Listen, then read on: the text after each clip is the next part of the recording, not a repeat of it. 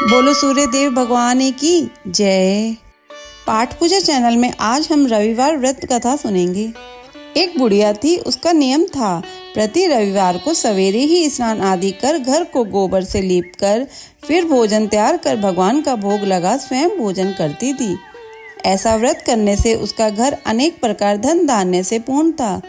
श्री हरि की कृपा से घर में किसी प्रकार का विघ्न या दुख नहीं था। सब प्रकार से घर में आनंद रहता था। इस तरह कुछ दिन बीत जाने पर उसकी एक पड़ोसन, जिसकी गौ का वह गोबर वह बुढ़िया लाया करती थी, विचार करने लगी कि यह वृद्धा सर्वदा मेरी गौ का गोबर ले जाती है, इसलिए अपनी गौ को घर के भीतर बांधने लग गई।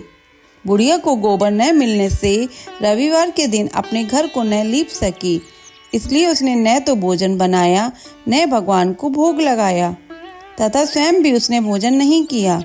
इस प्रकार उसने निराहार व्रत किया।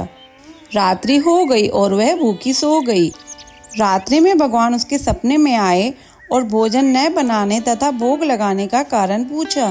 वृद्धा ने गोबर न मिलने का कारण सुनाया। तब भगवान ने कहा कि माता, हम तुमको ऐसी गौ देते हैं जिससे सभी इच्छाएं पूर्ण होती हैं, क्योंकि तुम हमेशा रविवार को गौ के गोबर से लीपकर भोजन बनाकर मेरा भोग लगाकर खुद भोजन करती हो। इससे मैं खुश होकर तुमको वरदान देता हूँ। निर्धन को धन और बांझ स्त्रियों को पुत्र देकर दुखों को दूर करता हूँ तथा अंत समय में मोक्ष देता हूँ।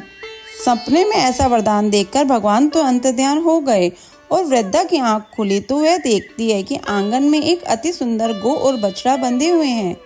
वह गाय और बछड़े को देखकर अति प्रसन्न हुई और उसको घर के बाहर बांध दिया और वहीं खाने को चारा डाल दिया।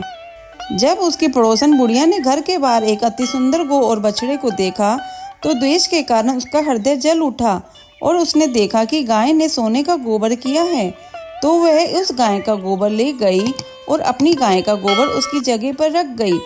वह नित्य प्रति ऐसा ही करती रही और सीधी सादी बुढ़िया को इसकी खबर भी नहीं हुई।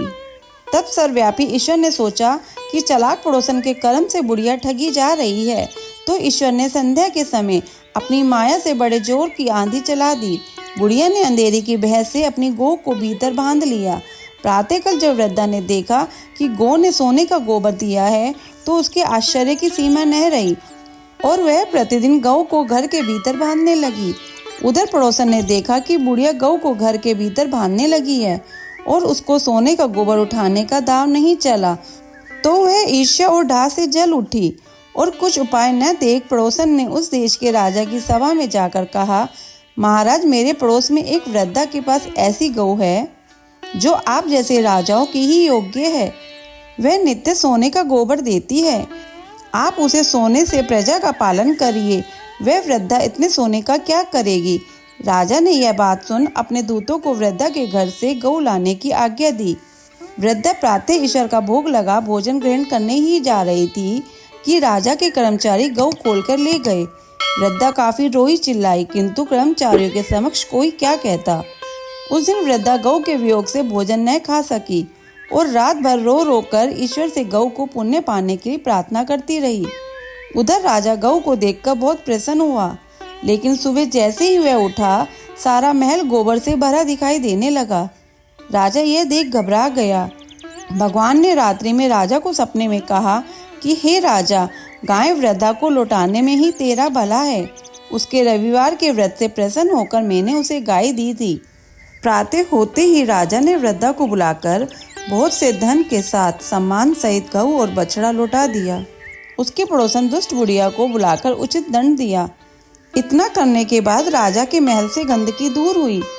उसी दिन से राजा ने नगर वासियों को आदेश दिया कि अपनी समस्त मनोकामनाओं की पूर्ति के लिए रविवार का व्रत करो। व्रत करने से नगर के लोग सुखी जीवन व्यतीत करने लगे। कोई भी बीमारी तथा प्रकृति का प्रकोप उस नगर पर नहीं होता था। सारी प्रजा सुख से रहने लगी। कथा संपूर्ण। अगर आपको ये कथा सुनना अच्छा लगा हो तो इसे लाइक करके शेयर करें। चैनल पर नए हैं तो सब्सक्राइब करें।